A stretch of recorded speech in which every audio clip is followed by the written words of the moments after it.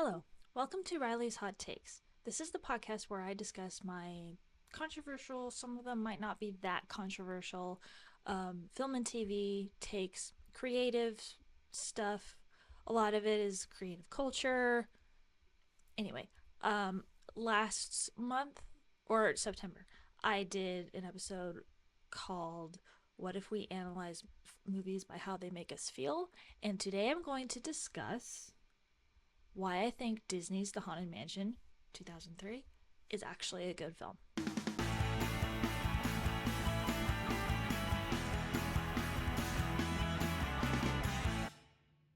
So, to start off, Disney's The Haunted Mansion 2003 has a 14% on Rotten Tomatoes. That is a very bad rating as per Rotten Tomatoes.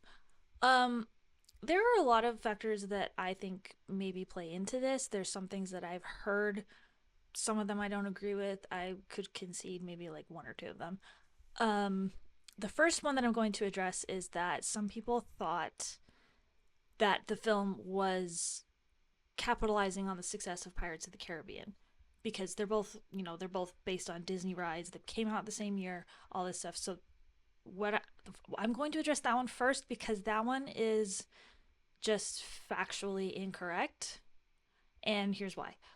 Pirates of the Caribbean came out in July of 2003. The Haunted Mansion came out in November of 2003. So, in order for the Haunted Mansion to be capitalizing on the success of Pirates of the Caribbean, they would have had to see the success that Pirates had, decide, hey, let's make another movie based on a Disneyland ride, write the script, all the production design, build the sets, hire Eddie Murphy, shoot the film, do all the like editing, the scoring, all of that stuff, the marketing, and then get it out within 4 months.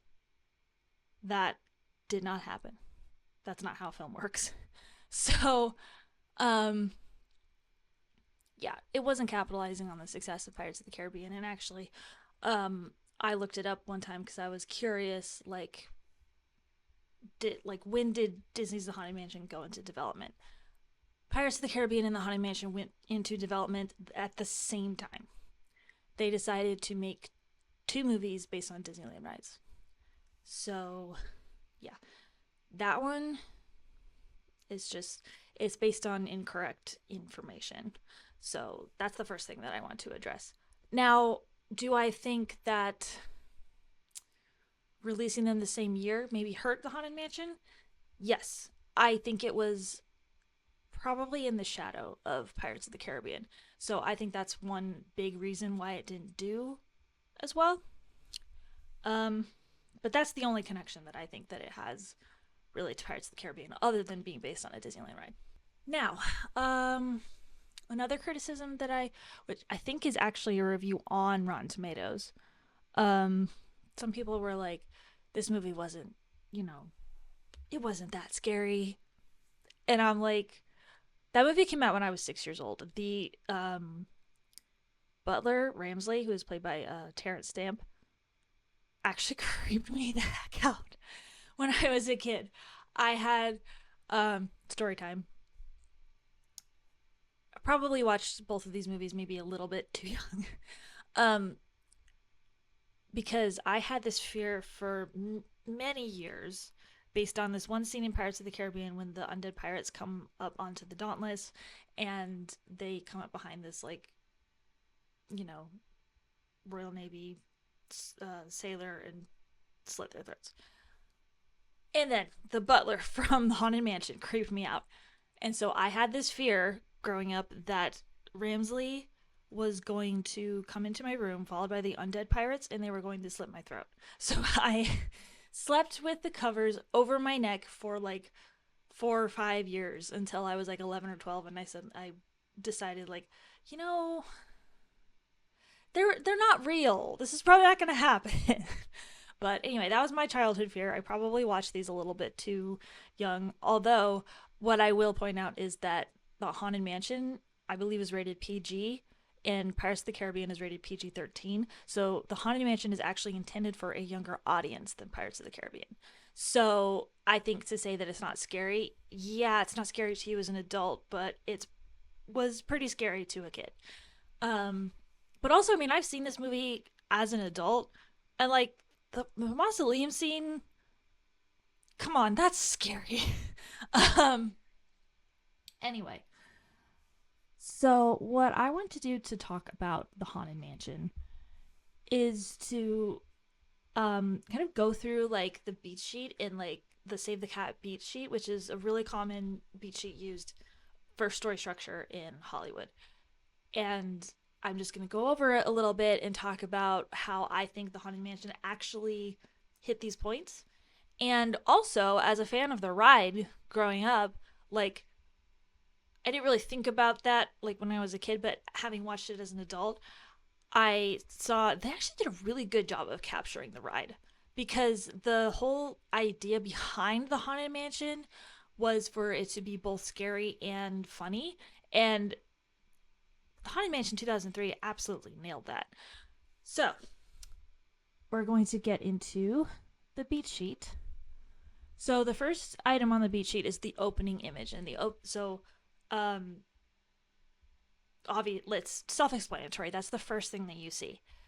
So the opening image of the Haunted Mansion is it's kind of a um, montage of a lot of clips showing the past of the mansion.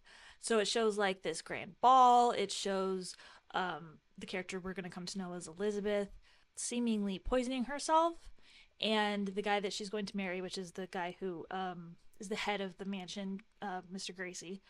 He finds her dead. He read this like letter that she sent, and so and then he's heartbroken, and then he hangs himself, which is an image directly out of the ride. And so um all of that, I think, really that sequence I think encompasses opening image and theme stated and the setup. It well, part of the setup. One of the first things that they tell us in learning to write a script is show don't tell.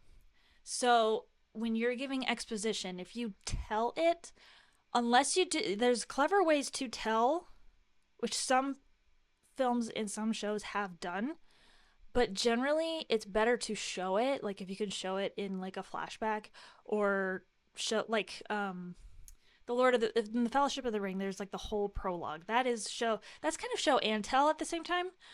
The Haunted Mansion is just show, so it shows you everything, at least everything that you need to know up to that point. I think actually though you do see Ramsley in the room with Elizabeth, so we know kind of at the outset that he killed her, or that's the assumption. Um, theme stated, uh, I think it's redemption. That's what I would characterize the theme of the Haunted Mansion, and it sets everything up. It sets you up to know why the place is haunted. Um, it sets you up to know like the bare bones of the story before we get into all the details of what happened. So that it does that very well. Um, so the catalyst is also what we call like the inciting incident. So the inciting incident. Oh, the inciting incident is when Eddie Murphy's character, so Jim Evers, is he's late to his anniversary with his wife. And so I think that's the catalyst because that kind of sets up everything that happens later. Um, and then there's like the debate, which is like, what are we going to do about this? How do we. So, like, he's trying to figure out how to fix this, like, slip up he's had with his wife. And that's when you break into two. So they start going on what is supposed to be a family trip, and then they take a detour to the Haunted Mansion. Because they're realtors, so like they're getting they get like a message from Ramsley actually to they want to sell the mansion. Um, that's as far as we know right now. Hits that point really well. The other thing that I do want to talk about though in this setup is because we show that there's a little bit of they show that there's a little bit of a rift between Eddie Murphy and Jim Evers and his wife Sarah.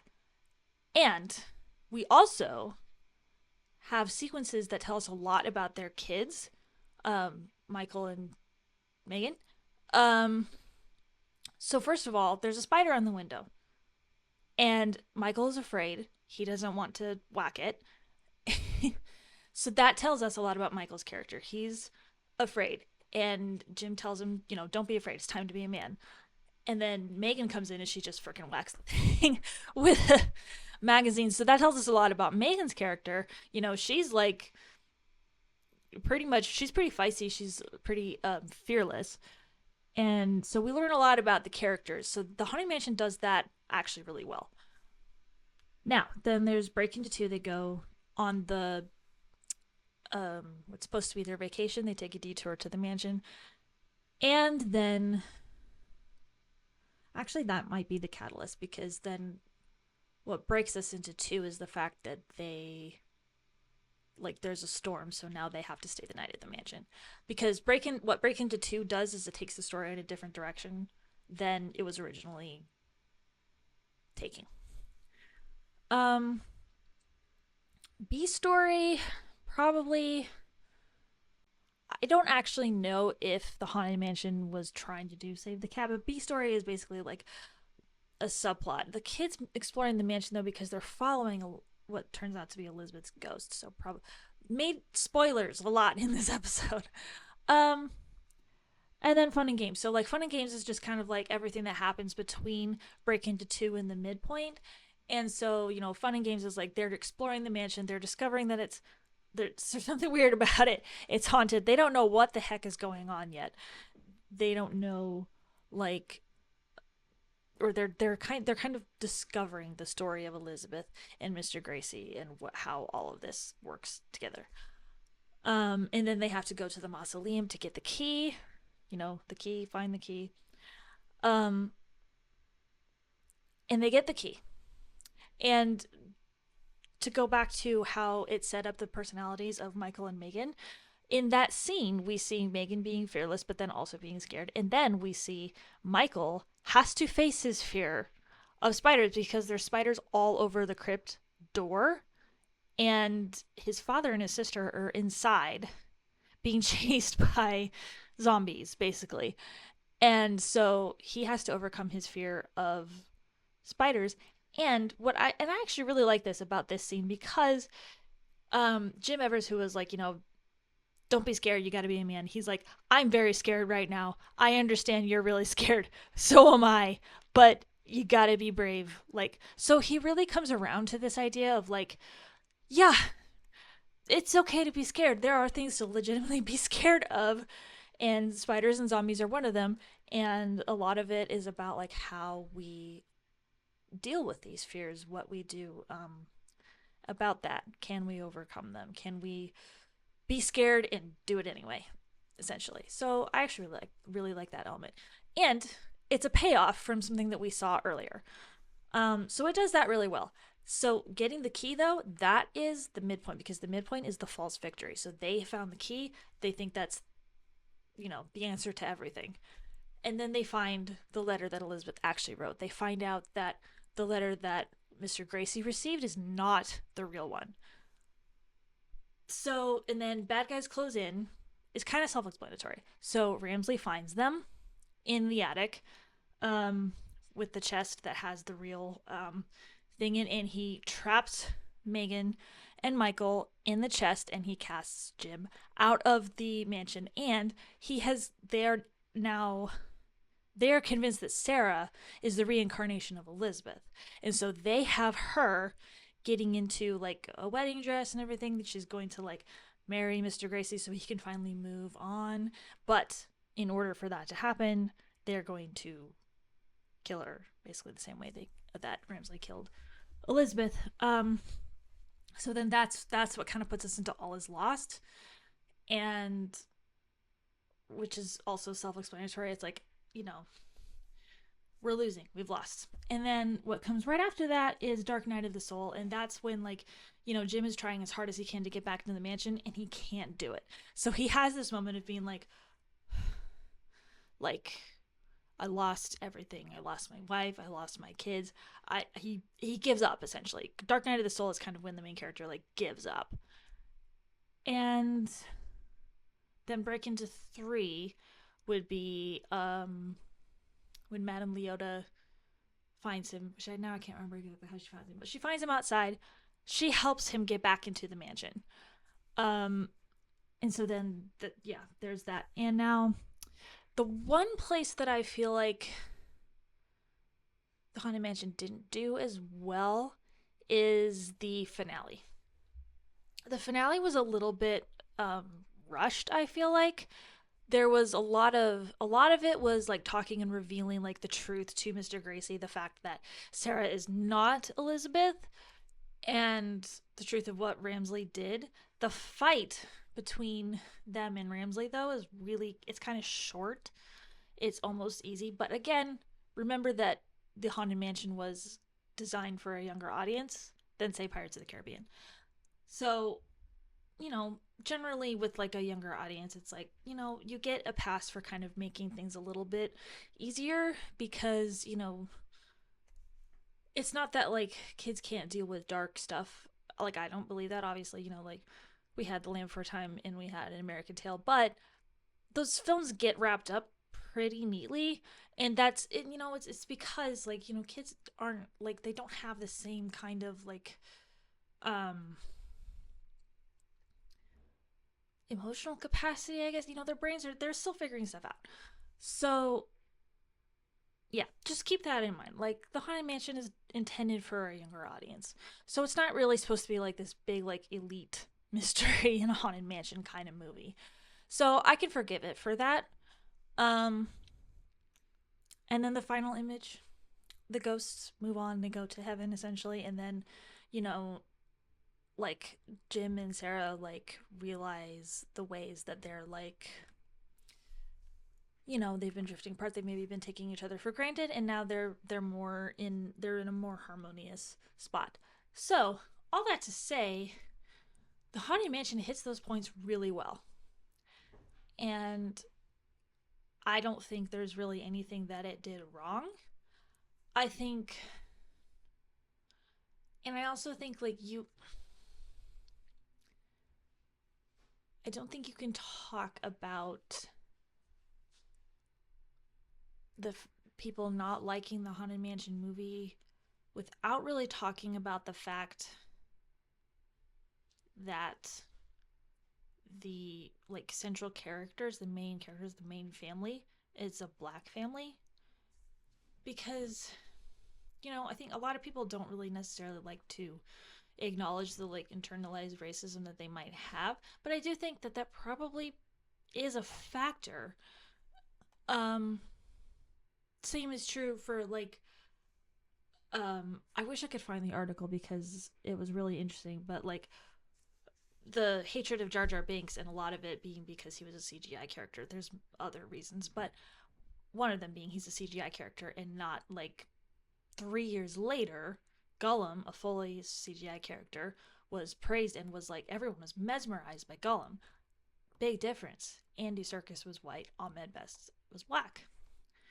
So I really think like we have to have that conversation, and not to like shame anyone necessarily, but just to be like aware of like, hey, we may have like these internalized prejudices, and that might affect the way that things are received. Also, I understand some people like maybe just don't like Eddie Murphy's acting style or his comedy style. Um, but that's like a personal preference thing. It doesn't really say anything about the Haunted Mansion itself. The other thing that I thought was brilliant about the Haunted Mansion is that they set the movie in Louisiana, and the mansion is like this old plantation, because in Disneyland, the Haunted Mansion is located in New Orleans Square. So I thought that was actually brilliant. And the score, it evokes grim grinning ghosts and all this stuff. So I actually think they really did a good job. Um, it feels like the ride to me, you know. Is it the same kind of swashbuckling adventure as Pirates of the Caribbean? No, but it doesn't have to be either. Those are the reasons I think that Haunted Mansion is a really good movie. I have not seen the remake. Um, I don't know. I don't know if I'm like that interested in it. I think the 2003 movie did a fine job with the Haunted Mansion. And yeah, so let me know. I have a big list of topics that I want to cover in the future, but let me know if there's anything that you want me to do because I will be looking for ideas. And I think in a couple months' time, I'm going to transition from doing it every month exclusively on Patreon to doing YouTube every week as soon as I kind of get like a backlog going. And with that, I'm going to move it to YouTube and then maybe have like longer episodes on Patreon, maybe have bonus episodes on Patreon. And yeah, so I look forward to getting your feedback. Let me know what you think of the Haunted Mansion. And I will see you next time when I talk about how strong women doesn't just mean kick ass. See you later.